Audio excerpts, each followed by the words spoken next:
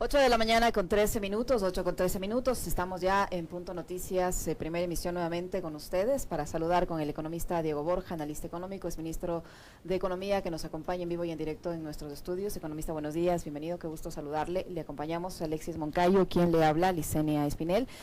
El Centro Estratégico de Geopolítica CELAC ha realizado un estudio, ha presentado un informe sobre el lavado de dinero sucio en el Ecuador, nada más y nada menos que en el sistema financiero, y habla de una cifra absolutamente grande, 3.500 millones de dólares es el monto del dinero sucio que se lavó nada más que en un año, en el 2021, en el sistema financiero de Ecuador, lo que triplica la estimación de 1.200 millones de dólares en el periodo de 2007 a 2016. Es así, es una cifra absolutamente enorme en el sistema financiero. Yo digo, si a un ciudadano común y corriente por tratar de depositar $100 les es un tremendo problema, les hacen llenar un formulario, por poco le toman la foto del depositante de los $100, ¿cómo es que 3.500 millones de dólares se pueden lavar en el sistema financiero? Buenos días, Licenia, buenos días, Alexis, buenos días a toda la comunidad que nos ve por esta radio, por este medio. Es un estudio muy interesante. El estudio de CELAC se basa además en muchas fuentes de carácter bibliográfico internacional. No solamente es de especulación, no solamente es una opinión, ¿no? Se basa en cifras duras, incluso del Banco Central, en cálculos adecuados de todo el sistema financiero y nos da cifras abrumadoras. Abrumadoras porque cuando estamos hablando de 3.500 millones de dólares de probable lavado en el sistema financiero nacional, que equivalen prácticamente al 3.5% del PIB, y además citando posibilidad de que esto se aumente hasta el 5% del PIB, estamos hablando de una cifra gigantesca. Casi 5.000 millones de dólares. Casi 5.000 millones de dólares si fuera 5% del PIB, y además ya digo con fuente dura, porque el método que utiliza es un método también muy interesante, porque lo que hace es aislar las especies monetarias en circulación, dicho en forma simple, los billetes y la moneda fraccionaria de los depósitos bancarios. Entonces les quita a la moneda que estamos viendo directamente y calcula cuánto es el dinero bancario, y estamos hablando de una cifra de 50.000 millones de dólares más o menos para el año 2021. ¿no? Es una cifra gigantesca, y en esa cifra gigantesca entonces se pierde el rastro, porque además es muy difícil seguirlo, no solo en el Ecuador, sino a nivel internacional, por el hecho de la fungibilidad del dinero, ¿no? Hasta dónde esto proviene de una actividad ilegal, de una actividad ilícita, de un dinero sucio, y hasta dónde no, y cuándo empieza esto a lavarse en el sistema. Pero yo quisiera decir solamente una cosa más. Eso empieza a suceder con mucha más fuerza en el Ecuador desde que se dolariza, porque se convierte en un polo de atracción, ¿no? muy, muy atractivo para este tipo de actividades. Ahora, primero bienvenido, economista Borja, qué gusto tenerle acá. Hay algo que me llama poderosamente la atención, y usted nos va a explicar igual técnicamente por qué ocurre eso. Este fenómeno empieza a experimentar un crecimiento más exponencial a partir de 2017 en adelante. Pero sobre todo, Licenia, este es un tema que es súper raro, y obviamente por eso queremos la explicación del especialista en esto, en el año de la pandemia. O sea, cuando aparentemente las actividades económicas cotidianas estaban más contraídas, es cuando se repunta este tema del lavado de activos. ¿Por qué ocurre eso? Bueno, aquí hay varios elementos. Cuando uno observa la cifra larga, ¿no es cierto? Nosotros tenemos, y esto vale la pena citarlo con mucha precisión, para ser realmente muy fidedignos con lo que dice la CELAC, ¿no es cierto? Entre el periodo 2007 y 2016 aproximadamente, en términos anuales, este dinero sin explicación, ¿no? Era de 1.200 millones por año, entre el 2007 y el 2016. Entre el año 2017 y el 2020 se dispara al doble. Más del doble, 2.600 millones precisamente en el año de pandemia, cuando se contrae la economía. O sea, no habría explicación que si es que la economía real cae, la economía monetaria se infle al doble del periodo anterior, donde además la economía creció más. Porque en el periodo 2007-2016 la economía crece a más del 3.5%, en cambio en el 2017-2020 baja el crecimiento, pero se dispara el dinero monetario, la economía monetaria, y más todavía en el 2021 sube a 3.517. 3.5% del PIB. ¿Por qué? Varias razones. Una de ellas es la disminución de las regulaciones que ya empezaron con el gobierno de Moreno, las modificaciones en las leyes financieras y monetarias, la, entre comillas, famosa ley de defensa de la dolarización, que lo que hizo es vulnerar el sistema de dolarización, poniéndole un nombre de publicidad engañosa, como están haciendo ahora con la consulta popular. Esto ya no es extraño para los ecuatorianos. Nos meten gato por liebre, nos venden humo y la gente a veces cae, no siempre, porque la gente tampoco es boba, y suceden estas cosas. ¿Cómo es posible que mientras cae el empleo, cae la actividad económica, cae el dinamismo de la economía, quiebran empresas a millares, la economía monetaria se infle? Entonces simplemente no hay otra explicación, sino que está entrando dinero de una manera irregular. ¿Y este dinero estaría vinculado con qué tipo de actividad ilegal? Esa también es la pregunta, porque resulta paradójico que mientras existe esta cantidad de dinero en el sistema financiero, en el país, en cambio, tengamos todas las penurias en el sistema de salud, en los sistemas públicos, en la economía como tal del ciudadano, por un lado. ¿Y qué rol cumple aquí de control la Superintendencia de Bancos y la UAFE? Por supuesto, o sea, esto es una responsabilidad básicamente de las entidades de control. Definitivamente es así. Además, como hay mecanismos normativos del sigilo bancario, mecanismos normativos del secreto, los ciudadanos comunes y corrientes no podemos acceder, los analistas no podemos acceder. De hecho, CELAC reconoce eso y dice, nosotros nos podemos únicamente centrar en mirar las cifras, pero ya los mecanismos son responsabilidad de la autoridad. Mire, esto que usted acaba de decir, Licenia, es muy importante, porque aquí habría una suerte de lo que llama el estudio de la CELAC, ¿no?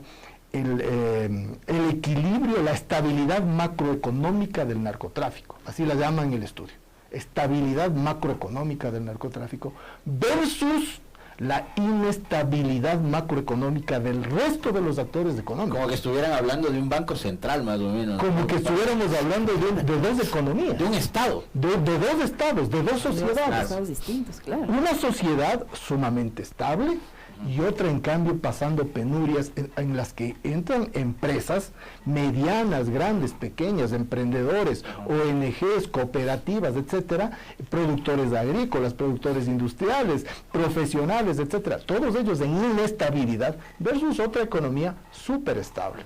Y esto también se refleja en las gigantescas ganancias del sistema financiero, que también CELAC lo dice, ¿no? En el periodo 2007-2016, promedio de utilidades, 361 millones.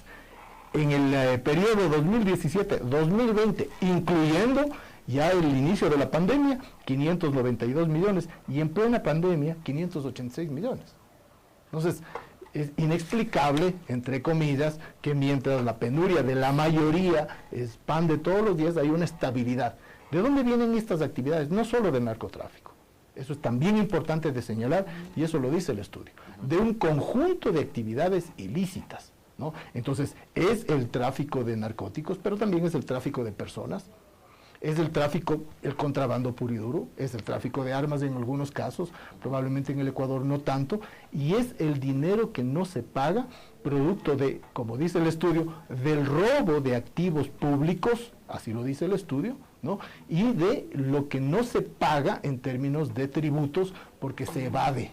Ahora, ahí hay algo que me llama poderosamente la atención. Siempre ha pasado, por ejemplo, en otro tipo de sociedades, no solamente en la ecuatoriana, y es que esa bonanza, economista Borja, de la que usted habla, ¿no? De esa economía tan estable que tiene el mercado del narcotráfico, le hace, digamos, de alguna forma beneficiarse también a la economía de un país, y nos hace creer que hay digamos, una economía boyante, de que el sistema financiero goza de buena salud, etcétera, etcétera, etcétera. Eso nos dicen siempre las autoridades y algunos analistas, pero lo que estaríamos viviendo es entonces una ficción de bonanza económica, porque si algún rato, por ejemplo, digamos, terminan con la prohibición, ¿ya? Y la droga deja de ser, digamos, de ese negocio tan rentable que ahora tiene en esto de la prohibición, los controles, por eso las vías estas alternas, ¿no? Ilegales y demás, deja de ser un buen negocio, capaz y eso cae. Entonces generan una ficción de realidades en países como el nuestro,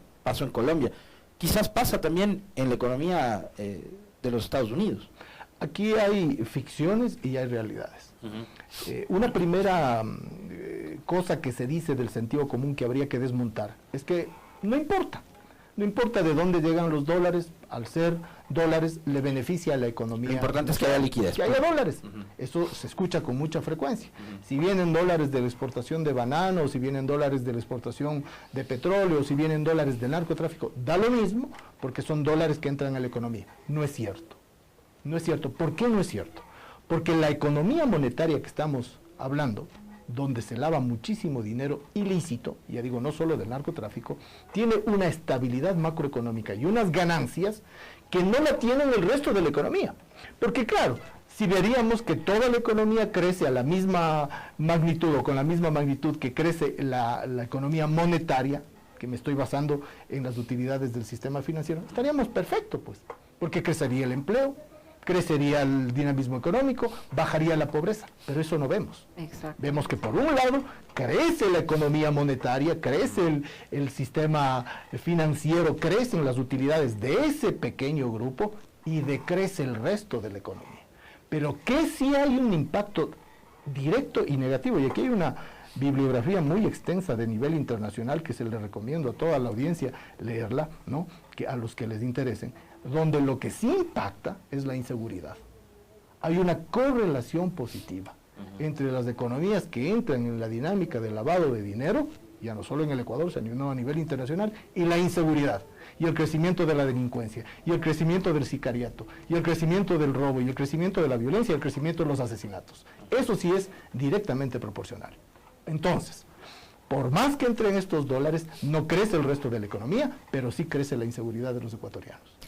Economista, eso significa, lo que estamos escuchando, aunque suene asombroso, significa que el sistema financiero como tal acepta los depósitos de sus clientes sin siquiera darse cuenta que puede tener un origen ilícito, luego lo presta como parte de su actividad financiera y no pasa nada, y así aumenta sus ganancias. O sea, el sistema financiero no se pregunta si ese dinero que está en sus arcas y que le sirve para incrementar sus utilidades es lícito o no, le vale. Bueno, ¿qué pasa cuando un ciudadano como tú o como yo llegamos con $10,000 a depositar en un banco? Con 100 les digo, porque a mí me pasó una vez de un trabajo que hice me pagaron en billetes de 100 y fui a depositar en mi cuenta de ahorros $200 en billetes de 100. Tuve que firmar 2 formularios por los billetes de $100 y declarar obviamente que son de origen lícito, pero son $200. Yo no me imagino cómo 3.500 millones de dólares se mueven en el sistema financiero sin que nadie se pregunte de dónde vienen. A ver, aquí hay que decir una cosa. No sería posible estos montos sin que esto pase por el sistema financiero. Pero no solamente es el sistema financiero. Además del sistema financiero, y lo dice el estudio, ¿no es cierto? Hay otros canales, dice. Entre otros canales, el contrabando de efectivo, o sea, guardado en caletas, ¿no? Las apuestas, que son ilegales en el Ecuador, los sistemas de seguros, los instrumentos del mercado de valores, las empresas de papel, los sistemas offshore, etcétera. Todo eso menciona el estudio. Las pirámides, don Dieguito, don no sé cuantito, don NASA, ¿no? Etcétera. Todo eso es así, pero parte importante tiene el sistema financiero en un país dolarizado. No es solo el caso del Ecuador, pero no puede ser mal de mucho consuelo de tontos. Es el caso de muchísimos países. La línea entre el dinero lícito y el ilícito es muy fina a nivel internacional. Ahí cumplen un papel central las guaridas fiscales. Las guaridas fiscales se encargan en gran escala de permitir estos lavados que vemos en nuestra economía, pero multiplicados por 100 o por 1000. Esto es un mal global, ¿no? Nos está impactando. Ahora, ¿cuál es el impacto mayor? Porque aquí el escándalo no solamente es que haya esta dificultad macroeconómica y financiera que la está viviendo el mundo a nivel global, sino cuál es el impacto real en la economía de los ecuatorianos. El impacto real es que si usted se fija cómo ha crecido esta posible lavado de dinero ilícito y cómo ha crecido la inseguridad, y van de la mano. Usted se da un salto en el Ecuador y usted observa de 1.200 millones a 3.500 millones y se da un salto en la tasa de homicidios de 4 personas por 100.000 habitantes a 50 personas por 100.000 habitantes. Es directamente proporcional. Por eso en alguna ocasión que se me preguntaba... ¿Cómo hacemos relación entre lo uno y lo otro? Perdón que le corté. Claro, ahí iba, exactamente ahí iba. Por eso alguna vez que se me preguntaba, yo decía, si queremos controlar la inseguridad y la violencia, debemos también empezar controlando todo el dinero ilícito que se lava en el sistema financiero y en otros sistemas en el Ecuador. Se me viene a la mente, por ejemplo, el caso de este señor Leandro Norero, ¿no? En cuya casa encontraron algo así como 8 millones de dólares, por ejemplo. Y de lo que encontraron en físico, cuánto habrán movido a través del sistema financiero. Y a través de sus empresas. ¿no? O sea, hay mucha hipocresía en cuanto al ciudadano común, que se le pide formularios, que se le pide declaración juramentada de que el dinero proviene de actividad lícita, que está bien, pero lo mismo debería aplicarse para los grandes movimientos financieros, cosa que al parecer, según este estudio, no estaría ocurriendo. Ahora, estamos en un momento supremamente especial, porque todo lo que usted nos está diciendo, economista Diego Borja, ocurre en un país que adicionalmente es gobernado por un banquero. Y lo que han hecho los banqueros históricamente en este país es siempre tratar de desregularizar al sistema financiero y monetario. Están intentando hacerlo ahora, ¿cómo? Y cómo además de eso beneficia a este tema de lavado de activos. Bueno, no es de este gobierno únicamente, esto empezó con Moreno. Y en esto no hay que quitarle responsabilidad a Lenín Moreno, tiene un nombre y apellido. Fue él quien empezó la modificación en las leyes financieras que dejó el periodo del presidente Correa, y a través de un conjunto de nombres que se le ponía a las leyes de fomento productivo, de defensa de la dolarización. Con títulos muy vendedores. Muy vendedores se iban metiendo, como decía hace un momento, gato por liebre, se iba generando mecanismos de desregulación, se iba generando mecanismos de vulneración de la dolarización, con nombres precisamente que hacían alusión a lo contrario. Y eso ha generado, pues, precisamente el momento en el cual estamos, a lo que se suma una vulneración gigantesca de la institucionalidad, porque esto no sería posible con una institucionalidad fuerte. Eso también vale la pena decir, porque a río revuelto ganancia de pescadores, pues. Entonces, si tenemos una institucionalidad terriblemente vulnerada, un Consejo de Participación Ciudadana que quiere nombrar superintendente de bancos de una manera absolutamente ilegal a una persona, una consulta popular que pretende vulnerar precisamente la nominación de autoridades basado en méritos, basado en concursos, basado en controles, quieren vulnerarlo y pasarlo directamente al Ejecutivo. Entonces, una institucionalidad débil permite fácilmente que este tipo de prácticas se enraícen y se hagan parte de la vida cotidiana. Por eso es fundamental volver a un esquema de fortaleza institucional y democrática, porque también muchos de estos elementos se da bajo las formas del secretismo y del autoritarismo. Mientras más concentración de poder hay en algún espacio, normalmente en el Ejecutivo, más dificultad hay de control. ¿Qué estamos viendo en los últimos días? Un presidente que le llama a la fiscal a darle órdenes. Eso es absolutamente contrario al Estado de Derecho, a la división de poderes. Lo que estamos viendo es vulneración de las institucionalidades, donde este tipo de prácticas hacen carne, no se vuelven parte de la vida cotidiana. ¿Y quién termina pagando los platos rotos? Los ecuatorianos que vemos vulnerada nuestra seguridad física, ya no nuestra seguridad jurídica. Ahora, lo llamativo de esto es que, digamos, CELAC hace esta revelación en un país en donde no hay mucha, y ellos lo dicen en la publicación, no hay mucha literatura sobre esto en el sistema financiero de Ecuador, hace esta revelación justo en el momento en que el gobierno, con toda su plataforma mediática, publicitaria, comunicacional, nos está haciendo creer a los ecuatorianos de que la política está tomada por el narcotráfico y de que hay organizaciones políticas que están muy relacionadas con el narcotráfico. Entonces, ¿cómo entendemos también entre el relato que pretende imponer el gobierno y una publicación que tiene que ver con una investigación que está además basada en datos, como usted decía al arrancar la intervención? Así es. Interesante es ver que en el estudio de la CELAC se muestra al final una referencia bibliográfica fuerte de, normalmente, estudios internacionales que han estudiado en profundidad, que han analizado en profundidad este tipo de vínculos entre política y narcotráfico, entre política y lavado de dinero, entre política y penetración de estas organizaciones criminales en la vida cotidiana. Por ejemplo, el presidente Petro, en su libro, ¿no es cierto?, si lo han leído, él habla del riesgo que existe de la traquetización, dice él, de la sociedad. Porque en un momento determinado, como ya lo explicaba, es difícil decir hasta dónde está la ilegalidad y desde dónde empieza la legalidad o viceversa, ¿no? Porque las actividades se van compenetrando entre actividades que provienen de dineros que son sucios versus actividades que son completamente limpias y legítimas, y eso se va convirtiendo en una difícil línea para definir fronteras. Pero es como una metástasis, si se pudiera poner una metáfora médica, ¿no? En la que se va tomando el cuerpo social. Pero eso sucede cuando el cuerpo social está débil, cuando el cuerpo social está enfermo, cuando no hay mecanismos de defensa, cuando el sistema inmunitario de lo social, si cabe, no está funcionando. Y eso tiene que ver con una sociedad que no puede resolver problemas de empleo para la juventud, problemas de empleo para los profesionales nuevos, para los profesionales viejos, cuando hay vulneración en general de los derechos de los trabajadores, cuando hay incremento de pobreza, cuando hay vulneración de instituciones. En un cuerpo social fuerte esto es más difícil. No podemos decir que no lo haya, porque es un fenómeno mundial, pero es mucho más difícil que haya una penetración como la que estamos viendo. Entonces, en ese contexto, se pretende armar un relato, en ese contexto, porque antes de decir eso, ¿quién es el responsable de la vulneración del cuerpo social? ¿Quién los gobierna, pues? Fue responsable en su momento el gobierno de Moreno, y lo pagamos con vidas humanas durante la pandemia, y es responsable ahora el gobierno de Lasso. En ese cuerpo social vulnerado, entonces, estos tipos de prácticas es más fácil que... ¿Pero qué nos dicen ellos? Que quien fue permisivo con el narcotráfico fue Correa. Lo cual los datos muestran que es completamente falso. Y si es que hubiera sido permisivo, digamos que aceptamos la tesis, veamos el dato. Y dice que durante el periodo del gobierno de Correa, del 2007 al 2016, ¿no?